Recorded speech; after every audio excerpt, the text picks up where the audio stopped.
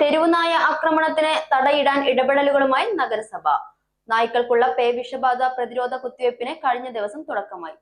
ഒറ്റപ്പാലം നഗരസഭാ പ്രദേശത്തെ തെരുവ് നായ്ക്കളിൽ പേവിഷബാധ കണ്ടെത്തിയതിനെ തുടർന്ന് തെരുവ് നായ്ക്കളുടെ ആക്രമണവും ഉണ്ടായതിൻ്റെ ഭാഗമായി നഗരസഭാ പ്രദേശത്തെ മുഴുവൻ തെരുവ് നായ്ക്കൾക്കും പേവിഷബാധയ്ക്കെതിരായിട്ടുള്ള വാക്സിനേഷൻ പ്രവൃത്തി ആരംഭിച്ചിരിക്കുകയാണ്.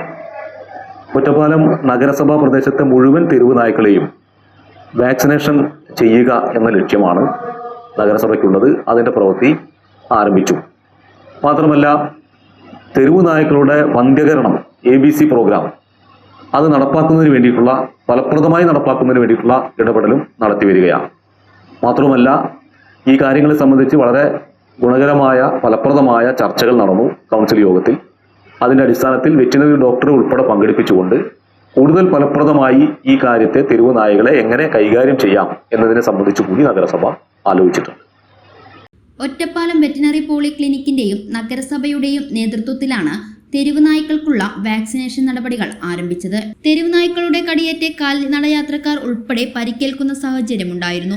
മായന്നൂർ പാലത്തിന് മുകളിൽ നിന്നും കാൽനടയാത്രക്കാരെ കടിച്ച തെരുവുനായ്ക്ക് പേവിഷബാധയുണ്ടെന്ന് മൃഗസംരക്ഷണ വകുപ്പ് സ്ഥിരീകരിക്കുകയും ചെയ്തിരുന്നു. ഇതിനു പിന്നാലെയാണ് നഗരസഭാ കൗൺസിൽ ഉൾപ്പെടെ നായ്ക്കളെ നിയന്ത്രിക്കാൻ ഇടപെടലുകൾ വേണമെന്ന ചർച്ചകൾ ഉയർന്നത്. റെയിൽവേ സ്റ്റേഷൻ പരിസരം, ഒറ്റപ്പാലം ടൗൺ, പോലീസ് സ്റ്റേഷൻ പരിസരം, കോടതി വളപ്പ്, വിവിധ വിദ്യാലയങ്ങൾ തുടങ്ങി നഗരസഭയിലെ പലയിടങ്ങളിലും കാണപ്പെട്ട നായ്ക്കൾക്കാണ് വാക്സിനേഷൻ നൽകിയത്.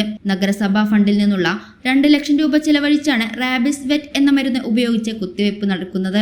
3 നായപ്പിടുത്തക്കാരും നഗരസഭയിലെ ഒരു ജീവനക്കാരും ചേർന്നാണ് വിവിധ വാർഡുകളിലെത്തി തെരുവുനായ്ക്കൾക്ക് കുത്തിവയ്പ് നൽകുന്നത്. 2019 സെൻസസ് പ്രകാരം നഗരസഭാ പരിധിയിൽ 725 തെരുവുനായ്ക്കളാണ് ഉണ്ടായിരുന്നത്.